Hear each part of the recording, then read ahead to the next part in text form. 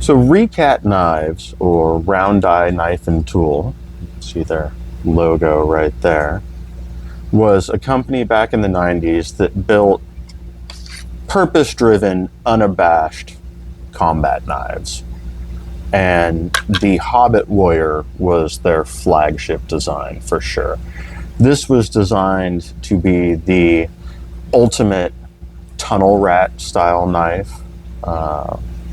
type of combat that you saw in Vietnam, which I believe the founders, Bob Taylor and Randy Warner, were veterans, or at least one of them was, I believe. And they wanted a knife for extreme close quarters, limited mobility, grappling concepts. This saw back here was actually designed not for being a sawback, but to trap limbs and do that type of maneuver with the knife. It was designed to be used in a reverse grip. You do have a skull crusher pommel here.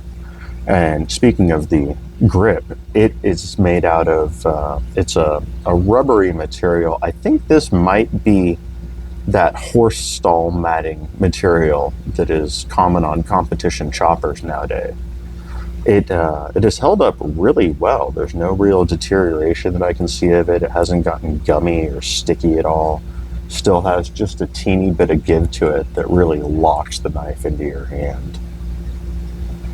There were a couple of later versions done by other companies after R.E.K.A.T went under. Almar did a larger version of it, and Spyderco did a slightly larger and modernized version with a injection molded handle. Really, really cool pieces.